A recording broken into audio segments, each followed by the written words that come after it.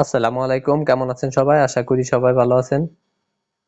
আমরা যারা স্মার্টফোন ব্যবহার করি তারা কিন্তু অনেক অ্যাপস ইউজ করে থাকি। যেমন দেখেন আমার স্মার্টফোনে কিন্তু অনেকগুলো অ্যাপস আছে। তো আমরা দেখা যায় যে কিছু কিছু অ্যাপস কিছুদিন ব্যবহার করার পর অ্যাপসগুলো আনইনস্টল করি। আমরা মনে করি যে অ্যাপসগুলো আনইনস্টল করলেই আমাদের ফোন থেকে একেবারে ডিলিট হয়ে যায়, কিন্তু এটি কিন্তু একেবারে ডিলিট হয় না। দেখেন আমি এখানে যদি আপনাকে দেখাই, এই দেখেন এই সফটওয়্যারগুলো আমার ফোনে আছে। তো আমি যদি এখন আমার ফোন থেকে প্লে স্টোরে চলে যাই, প্লে স্টোরে আসার পর এখান থেকে এই যে উপরে দেখেন জিমেইল, জিমেইলের যে লোগোটা আছে এটা উপরে ক্লিক করে দিব। এখানে ক্লিক করার পর ম্যানেজ অ্যাপস অ্যান্ড ডিভাইস এখানে ক্লিক করব। এখানে ক্লিক করার পর দেখেন ওভারভিউ ডান পাশে যে লেখা আছে ম্যানেজ, এখানে চাপ দিয়ে দিব। এখানে চাপ দেওয়ার পর দেখেন এখানে যে সফটওয়্যার গুলো দেখাইতেছে উপরে লেখা আছে ইনস্টল, ঠিক আছে। এখানে যে সব সফটওয়্যার গুলো দেখাইতেছে এগুলো আমার ফোনে ইনস্টল করা আছে বর্তমানে। তো এটার উপরে যদি চাপ দেই আমি, দেখেন নট ইনস্টল, মানে নট ইনস্টল মানে এগুলো আমি আমার ফোনে ইনস্টল করছিলাম, পরে আমি কি করছি আনইনস্টল করছি। কিন্তু আনইনস্টল করার পরেও কিন্তু এগুলো একেবারে আমার ফোন থেকে মুছে যায় নাই, এগুলো আমার ফোনে কিন্তু এখনো আছে। আপনি ফোন কেনার পরে যতগুলো সফটওয়্যার আপনার ফোনে ইনস্টল করবেন, আপনি আনইনস্টলও যদি করেন তারপরেও কিন্তু এই জায়গায় এই সফটওয়্যার গুলো থেকে যাবে, এমনকি এগুলো কিন্তু আপনার ফোনের মেমোরি দখল করে রাখে। তো এগুলো কিভাবে ডিলিট করে দিবেন, এগুলো ডিলিট করার জন্য দেখেন এই যে ডান পাশে যে খালি ঘরটা আছে এটার উপর চাপ দিবেন। এভাবে চাপ দিয়ে এগুলো সিলেক্ট করবেন, সিলেক্ট করে আমি সিলেক্ট করতেছি, আপনি সবগুলো করবেন।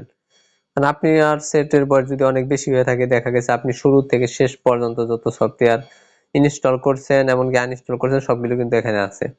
এগুলো এরকম করে কি করব, এই যে উপরে দেখেন ক্রস চিহ্ন আছে এটার উপর চাপ দিব, এখান থেকে রিমুভ করে দিব।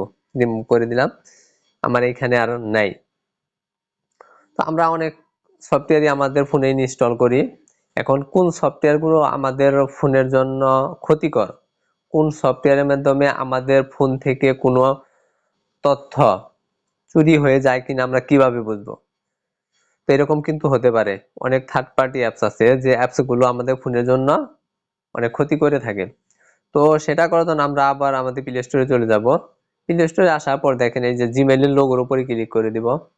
এখানে ক্লিক করার পর প্লে প্রটেক্ট এখানে ক্লিক করব।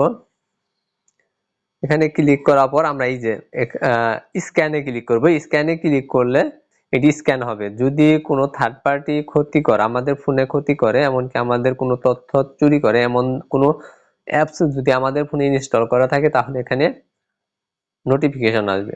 স্ক্যান যদি করি একটু সময় নিবে, তো সাথেই থাকবেন।